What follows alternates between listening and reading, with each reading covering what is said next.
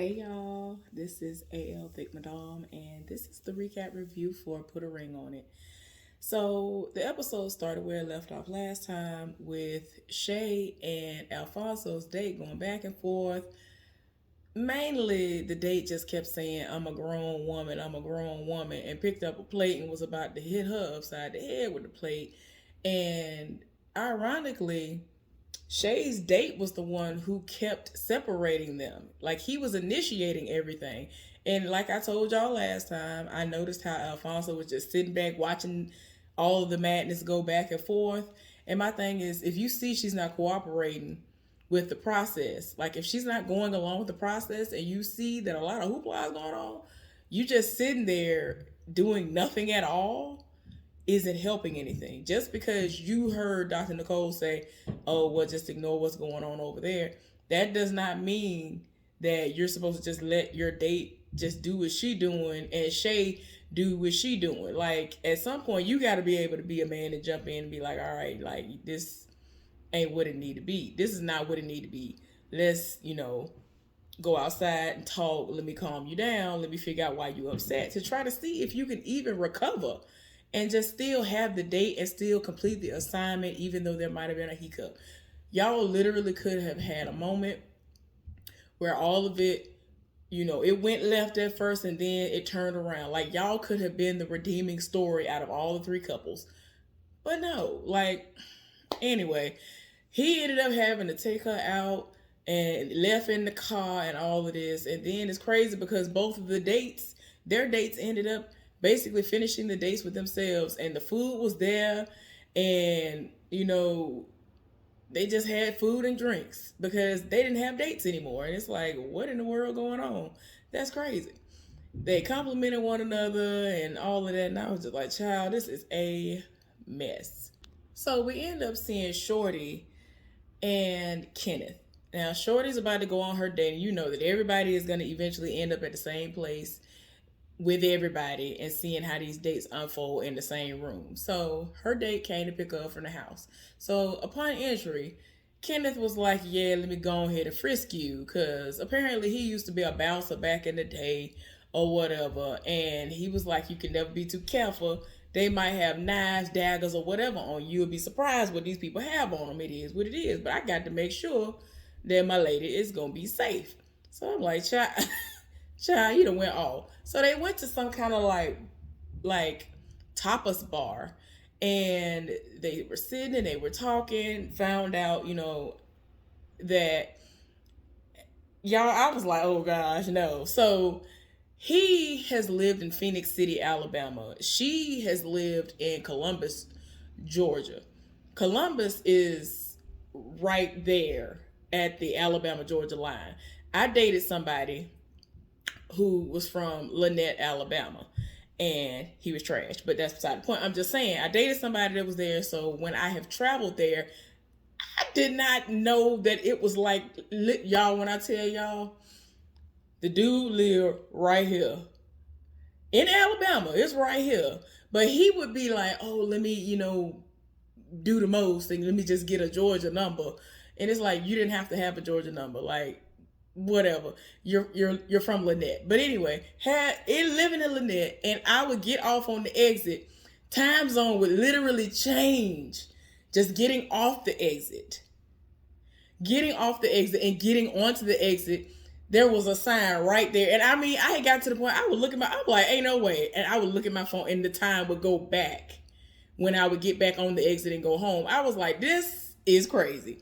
But yeah, so I mean, and then my most recent ex, at one point in time, he was stationed in Columbus, Georgia at his for the AIT, all that stuff, whatever. So, I mean, I've been there before, and even before them, like, I've just traveled up and down the road. So, I mean, I'm from Montgomery, Alabama.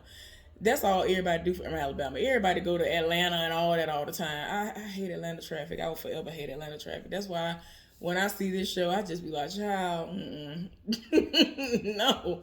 But the fact that this man said that he lived in Phoenix City at one point in time, I said to myself, where, what? What did you do there? Like, you must have family that lived there. Like, what was, y'all? I had a y'all. I had a client that lived in Phoenix City. She was in a terrible, abusive relationship with a man that she had all her kids by. She was white, he was Mexican, and it was a whole to do. Like this heifer was so brainwashed by this man. We helped to move this heifer from Montgomery to Phoenix City, all for this heifer within a week to tell this man where she moved to. And I was just like, ma'am, ma'am, I don't know where she is. I don't know what's going on with her now, but I'm pretty sure she'd have moved by 1,500 other places by now. When I tell you we put so much money into this heifer, whoo, child. This is the same woman that I told y'all about who had the oldest child. Her oldest child was the one who used to make like all A's. And I knew her mama didn't have money like that. So I would go into my own pocket. I took her to Chuck E. Cheese. I used to give her money. And I bought her birthday cakes and all this other stuff when her birthday came and got her a couple of gifts because they weren't going to be able to do nothing. Like, that little girl, like, she was helping to take care of her baby siblings and all. Like, that girl was so sweet. And she deserved much more than what I could have given her and what she was getting from her mama. And then she was seeing all this stupidity unfold in front of her face. Like, why? But anyway, I'm sorry, y'all. I got real triggered when that man said that he had lived in Phoenix City. I was like, ain't nothing there. What was the reason? But anyway, y'all, back to the show. My bad. I was just like, why? So anyway, they talking. And then, like, even before he left the house, he had told them that he's from Florida. He played like arena football.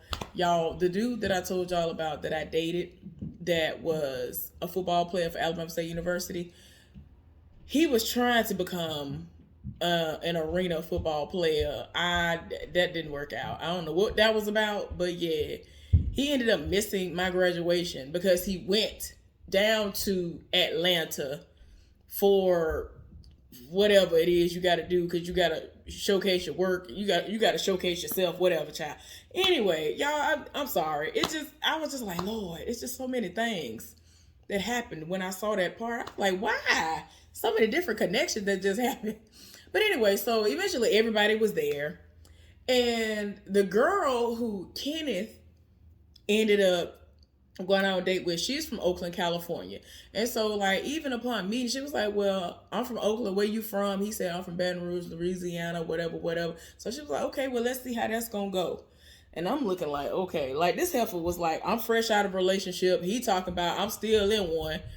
And she basically is like, my personality is me flirting and doing all of these things. So, it's gonna be what it's gonna be. And I'm like, you could tell that it was kind of uncomfortable for Shorty because she kept looking over there. And then the girl kept looking at her, and it's like, girl, don't, please don't. Like, I was just like, and you could tell she kind of, I'm trying not to go there. I'm trying not to do, y'all say it down in the comment section. Whatever it is that y'all want to say about the girl, y'all say it, because I ain't going to say it. Anyway, I was just like, please don't go out on another date with her, because I feel like she going to try to start trouble for no reason, even though, like, they're not in the greatest space as a couple. It's like, I don't think that he would be a good fit for her either to go out on another date with, even though he seemed all right for the most part, but so yeah, but yeah, it got to a point where she was just like, yeah, I'm uncomfortable, I want to leave. And they were eating and drinking, and she said she had a good time. She said that he was her type and all of this. It's like, it's so funny. She was like, oh, he my type. He kind of my type. He got muscles and he got this. And I'm like, everybody that you really been living for, that they've been sending your way, got all these muscles and things, and it's everything that Kenneth does not possess. And I'm just like, oh, okay. Yeah, I'm just like, it's a lot. So anyway, man, what in the child? I don't even know what that was just about. So Kenneth was talking about he has a child, and she was trying to insinuate that it's hers. And so he was like, no, this is from a previous relationship. And I was like, girl, you doing a lot. It was just a lot. And and a lot of people, they do that to try to gauge. They try to gauge you. And I'm just like, girl, he's in a committed relationship to her to Shorty, but at the same time, he's there to go through this process to see what it's going to be. Now, one thing that she did say is something that, in my opinion, it didn't even need to be said, because to me, it has always been a given. When you're in a relationship with somebody, you should be able to say, okay, if this is somebody that I see myself marrying, or I know that I'm the marrying kind, I know I want to marry somebody, I know that I'm trying to be serious with somebody, you should be able to be with somebody that when you with them, they live for you to the point of where you are their everything. And when I say everything, you ain't got to be like, oh, let me have a side heifer over here because my wife gonna be born and she gonna have sex with me maybe once every 2-3 months, and then I'm gonna be doing all the work. I'm gonna be doing all the humping and pumping. Like I've never understood that. I always felt like if I'm gonna be with somebody, I'm gonna do that. I'm gonna be their everything in the bedroom. I'm gonna be doing all these things, and they are going to do the same for me. I shouldn't be like, dang, I feel like something lacking in this man. Let me, get this attention and whatever from these other men. Like, that's crazy to me. And it's crazy to me. But the fact that she said that, I was just like, girl, that is crazy to me. So when Shorty and her date left, old girl was like, okay, so now we're actually alone. We didn't really get a chance to have a date for real. So maybe we'll get a chance to basically have a do-over. And he was like, okay, we'll set that up maybe, maybe or whatever. So anyway, Dr. Nicole went over to see didn't go see Alfonso, went to go and see Shay. So they're talking, and she was basically like, hindsight. I went back over the events that happened when we were on our date, and I felt like, I just really shouldn't have went there and all this other stuff. And a lot of times that's how people feel. At least she does feel some kind of remorse. But I understand that you were triggered in the moment. And she was just like, I felt triggered in the moment because they sat down next to us like they didn't know us. And like every time she keeps saying that, I'm just like, she didn't know you.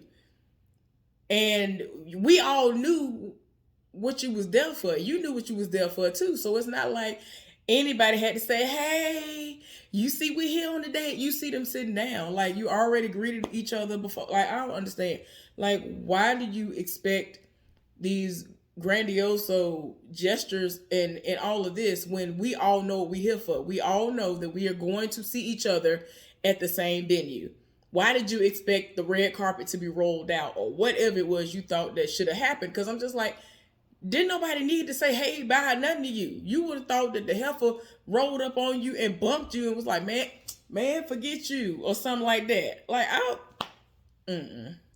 Shay is over here basically like, well, I don't know how long I need to be in something before it really need to be over. And I'm saying to myself, you should have been done with this. You should have never allowed yourself to come back, because she left him for like 2 months and then came back. So you fell back into the same pattern, and it was like, for what? Nothing had changed for you to say, oh, okay, he changed. He done begged me to come back, and he's showing me that he's changing. Let this be a trial process that we're going through. None of that happened. You were just like, all right, I miss him. Something was missing. Like, she legit said, I was happy when I was away from him. When we weren't together anymore, we were happy. I was happy. He been happy this whole time while he was out here thotting and bopping. The beginning of y'all relationship was him out here thotting and bopping. And you was over here hoping that he would commit to you. So I don't understand why you felt like that was a situation that was just for you and that you needed to be a part of. I don't get it. But anyway, we start to finally get the background as to what was going on, the backstory. But as to why people kept saying husband and spouse. And I'm like, y'all ain't married. What is we talking about? So apparently what happened was they went to Vegas to get married.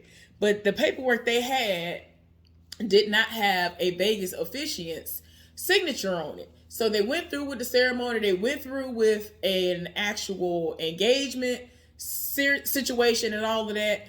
But they are not legally married. And it's like,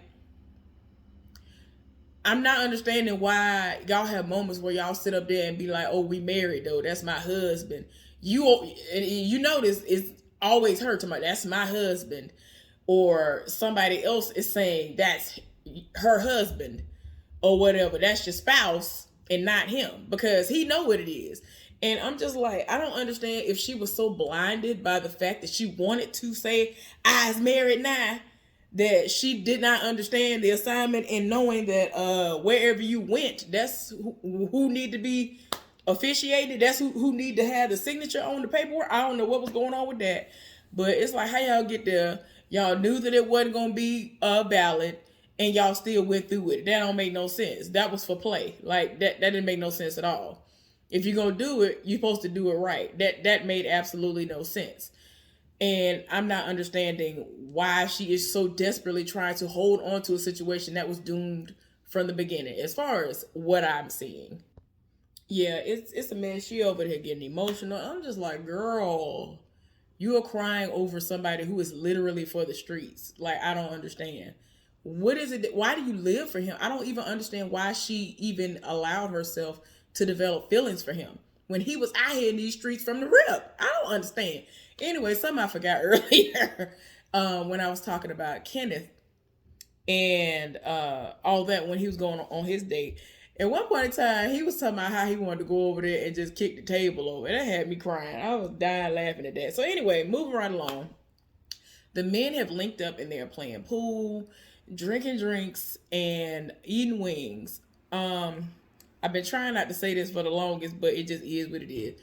Kenneth need to stop drinking. He need to put down all cocktails, because every time you look up, he got to have a drink. And it got to the point he has cocktails in his hand, or some sort of a beverage in his hand, even in the confessionals now. Like, it's bad. And it's not like on, these different housewife shows where you've seen people, they act like they have to have a mimosa or some champagne at every turn. It ain't like that. I feel like it's a problem. It seems to be a problem. And it then got to the point where he be like, oh, I need to do this to cope. Let me do this. And so they basically going around the room talking about well, are you ready to get down on that one knee and all this other stuff? Otis talking about he tired of arguing. He ain't got no more arguing and fighting in him left and all of this. And I'm just like, I don't understand why Charlena is with you. Like, I don't understand, like, what happened to her independence as a woman from the way that she was described in the beginning. I don't even understand. It's like she saw what you were given off rip, and she still decided to say, you know what, okay, let me just bend to this man's will. I don't understand what happened. But I'm not understanding what is going on here. Kenneth is very, very loose, and everything he's saying is coming off hilarious, but I know he being serious. And it's like, he talking about, it's to the point where he ain't even trying to put no love seat in the place if he don't really think that he gonna get out there and marry her for real. Like, you could be sitting up there nurturing a relationship that don't need, like, this man is nursing his drink. Like, for he is really nursing his drink, child. Lord have mercy. Alfonso was like, can I give y'all some advice? Y'all need to just listen and don't argue and whatever. I'm like, child, of all the people who need to take their own advice, if you don't go somewhere and sit down. And then he told Kenneth, he was like, you need to get yourself together. You need to love yourself and all this other stuff. Yes, that's true, but I'm just like, what in the world? But the way that he said it, he know more about the situation, which is that, I guess, Shorty bring way more to the table financially than he do. And that's why he had the financial stuff that he was taking pictures of. I don't know if that's what the correlation was, because I'm just like, why is we doing this? What is the reason? But he talking about, yeah, you right, I do need to get myself together, whatever. And I'm just like, okay, what is really going on? Like, what is, like, and I'm not trying to really get in a financial business, but it sounds like he doesn't have his finances in order or something for it to get to that level for them to say this. And I'm just like, child, it's a mess. They back at the house talking to Dr. Nicole, and they basically going over how everything is. They hash out how everything went, and it wasn't as bad as I thought it was gonna be. But yeah, they talking about their likes, what he likes attraction wise, and this is like the worst part of what happened with them, which is he apparently likes women who are out of his league, and that's what she said. And she was just like, look, women like that are very picky, and you reaching for women and you living for women that you ain't even on their level. And I'm just like, ooh, child, that's got to be a bruise to his ego. And she basically was saying that she's one of them. She was like, yeah, yeah, that's the type of woman she is. I was like, oh my gosh. But yeah, it's, and he, of course, he tried to make it seem like I don't understand why she's trying to downplay how I am, because I know what I'm doing. I know I'm bringing to the table. I'm here, so apparently I'm doing something right. And I get that. And then Dr. Nicole asked him, like, do you feel like you need to, like, leave little pieces of yourself when you're dealing with her? And it's just like, child, it's a lot. I don't understand how they got together. I'm not understanding how they even got together. But anyway, moving right on to Charlena and Otis, which was a mess as usual. He basically was like the date went all right, and then he confessed that he had been DMing Milan, and so she was like, "Oh, so like I already told y'all for some reason, like when he get in front of them, that's when stuff come out that she never even knew about." And so she like, "Oh, this is what we doing." Like we already discussed that we ain't gonna be texting people, and to me, DMing somebody is the same as texting, because like, well, what y'all got to talk about? I'm pretty sure you wouldn't want me to talk to nobody else. Shay the whole time like, and I'm like, girl, don't nobody need no amen corner on that. Like, my thing is this. Yes, I would not want the person that I'm with to be out here DMing nobody in an inappropriate way or texting them in an inappropriate way. I am secure enough in myself where if I'm with somebody and you feel the need to do all that, okay, let me know, and I will exit stage left. I ain't got time. I've always told people that before, but people have decided that they wanted to cheat or whatever, do what you do, but leave me out of the equation. But I don't feel like it is an issue or that anybody should have an issue with anybody, whether it's the woman or the man who is inboxing somebody or texting them, as long as it's not inappropriate. Let it be about business. Let it be about money. Let it be about something like that. It could even be something funny. It could be something fun. It could be something funny, but don't make it seem like, oh, this is a situation only we're sharing, or oh, instead of doing, I mean, like if it's a situation where you sit up here sharing funny stuff with them and you don't share it with me no more and stuff like that, okay, yeah, that's a problem. But like, it's just, y'all know what it is. Anyway, it's just to the point. She was like, oh, no, tell her. Yeah, the woman, the girl, she look like a little girl. And he talking about she for the streets. And he was like, I did not say she for the streets.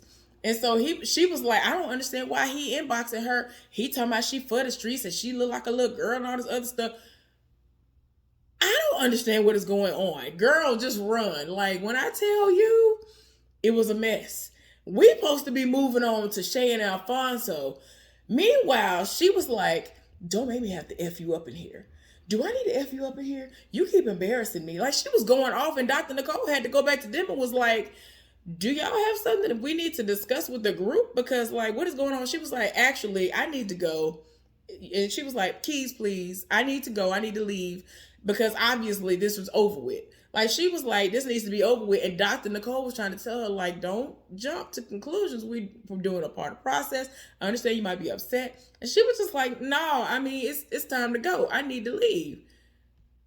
Like, we supposed to be together and you over here doing this and this is disrespectful. Like, no. She was like, no, what we not finna do is this. You're not finna keep embarrassing me. Every time I look up, you over here doing stuff, and I'm finding out when everybody else finding out. I'm finding out when the world found out. That's not the way this is finna go. So, like, she really was like, I was like, oh my gosh. Like, she seems really sweet. But then when she get with him, it bring a whole nother side. I don't know if it's Dr. Jekyll, Mr. Hyde. I don't know what's going on. But she was like, run me them keys. I was like, oh my, we didn't even get to them. We didn't even get to Shay and Alfonso to talk about what had went down. Like, I was like, Lord. Anyway, hopefully y'all enjoyed my recap review of Put a Ring on It. I will be back briefly with the recap review of Ready to Screw, aka Ready to Love, and then I will do a what a day / what a week, because today was kind of interesting. and I got to tell y'all some things. But anyway, y'all have a wonderful weekend and be safe out there. I will see y'all shortly. Bye.